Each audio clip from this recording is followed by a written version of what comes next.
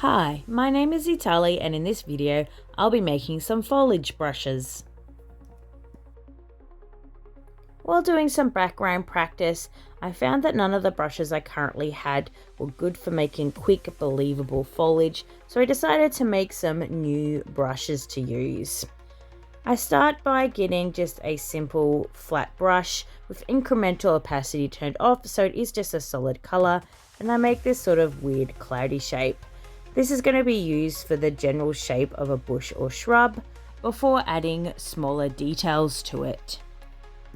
Speaking of smaller details, I also wanted to make a more general leaf brush or I guess bush brush. So I'm making these shapes of leaves as seen from the side rather than like a complete shape. And I just wanted some random shapes here, and you'll see me experimenting between different amounts of leaves and different shapes before I settle on a design for the detail brushes. I also decided to make a different bush brush with more sort of pokey detail. And then I go about smoothing the scrappy drawings I've made. So I've just got the erase tool here, and I have actually got a stabilizer on, which you can see that orange line following my brush is actually my stabilizer tool, taking out all the wobbles in my hand strokes so that I have a cleaner edge to all my leaves. Now, after I finished making these brushes and used them a bit, I did actually decide these ended up being a little too crisp. So if you do want to make similar brushes to the ones that I've made, I do actually recommend perhaps blurring these before creating the brushes, as they do end up just a little too sharp. When most of my foliage I don't want to be in high focus, and if I do actually want to make parts of it in focus, I generally just draw the individual leaves by hand. So yeah, I would, after creating these brushes, maybe just blur them all a little bit. I'm probably going to go back and do that to these brushes eventually anyway. I did blur the edges of these manually using just the smudge tool and a crunchy textured brush because I already knew I didn't want sharp edges for this smudgy brush tool, as I already have a cloud brush and I didn't want it to be too similar to that kind of thing. And I do just smudge some of the edges of the leaves as well, especially the starting edge of the leaf or the inner part for the circular sort of patterned leaves. And now go about creating them. Now the two bush brushes weren't too hard to fiddle with. I sort of just made the spacing not too far apart and not so much jitter, and a little bit of variance in the angle. And then I named the brushes and test them out. So this is a very important part of creating the brush, because I quickly find out what parts need to be adjusted before I finalize the creation of the brush. So I found the tilt was off here and I adjusted that a bit, and that they were a little too scattered, so I reduced the distance between each brush stroke so that they came out as a more uniform form here. I also found that having incremental on made it difficult for me to get the colors I wanted, so I turned that off as well. And when I make the second bushy cloud brush, it is basically the same setup there as well.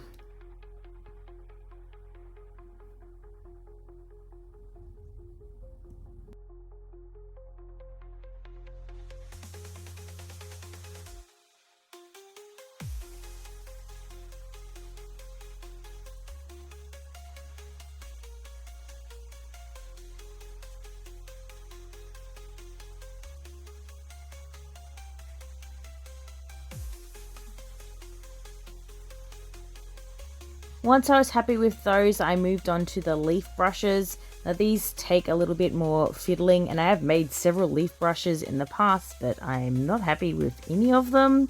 And I'm still not 100% happy with these either. As I said, they ended up a little too sharp, but I do find I am getting a little bit closer to exactly what I'm after with each new brush I make.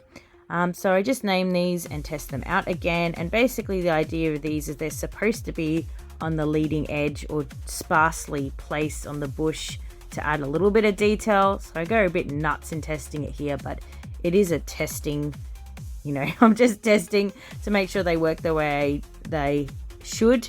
And I do like this one probably the best out of the brushes, the leaf detail brushes I make. The sort of scale looking ones to the left there, they are definitely way too sharp, so definitely make sure you blur those out a little bit if you do decide to make them. And they're good for very far off detail, the top of shrubs or things like that. And you will see them used in my background practice I did recently, but after I used the brush, I manually blurred the whole area in which I'd use the brush in, as I did realize they are too sharp. This leaf brush actually turns out to be a pretty good grass clump brush, so I was quite pleased with that as well. And then I have this last one that sort of has the twigs a bit more visible, and to be honest, I didn't really use this for that much. It would be good for some small details, but if you use very detailed brushes like this too much, it does end up looking a bit samey. So I would avoid using too much of them in the same area without switching between different variations of those brushes. Now I'm going through this video a little bit quickly, but I have actually made a how to make brushes video before, which I have linked above for you. So if you do want a step-by-step process and a bit more detail about how to create brushes in most art programs, then just have a look at that video. As I do, it's much more in depth than this one. Now I'm going to make my scaly looking brushes, and these, as I said, it's sort of supposed to be like far off bush detail. So it's supposed to be kind of like a middle range detail, but I'm not quite sure I've got there. Maybe there needs to be fewer of them in the brush, or there's just something not quite right. So if you do want to use these ones, maybe experiment with them a bit more to see if you're happy. They actually, if they're a bit flatter, they wouldn't be too bad for sort of light on top of water, or, you know, scales on a fish or something. Anyway, I am happy to share all of these brush shapes, so if anybody would like any of these to experiment with or to edit or anything like that, just send me a message. I can upload them to my Discord if you want to pop on there, as well as any other brushes I've made in the past. If you'd like access to any of those brush shapes to make your own brushes, just let me know. I'm more than happy to share them.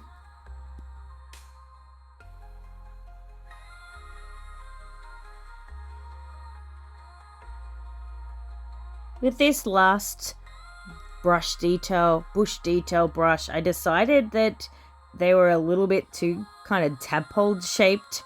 So I do go back and edit them to be flatter, more solid shapes, and I'm much happier once I've done that. They sort of make a bit more sense and don't look like weird tadpoles. So these work out okay once I've edited them.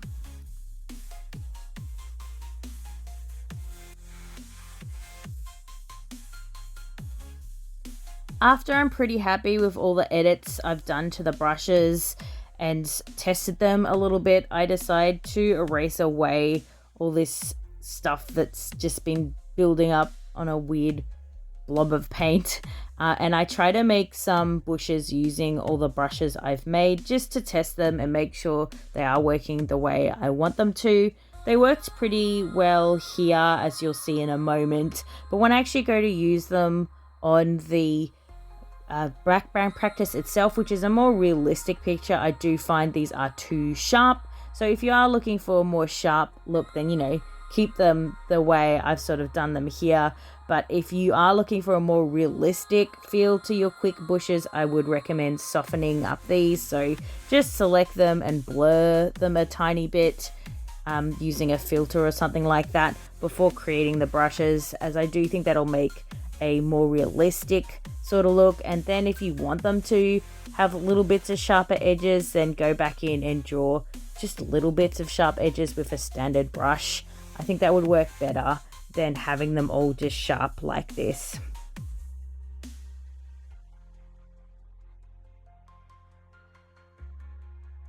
If anybody would like to see the full background practice video, I will have that linked at the end, so you can watch me draw from a photograph a picture of a rivulet with some rocks and foliage, which is what I originally made these brushes for.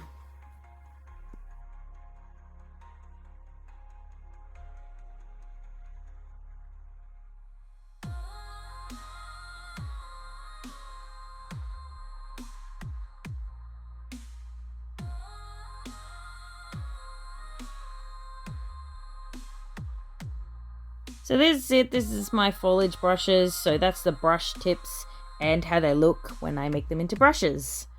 Thanks everybody for watching. If you enjoyed the video, don't forget to give it a like, subscribe if you'd like to see more, and I also have a Patreon if you'd like to support me.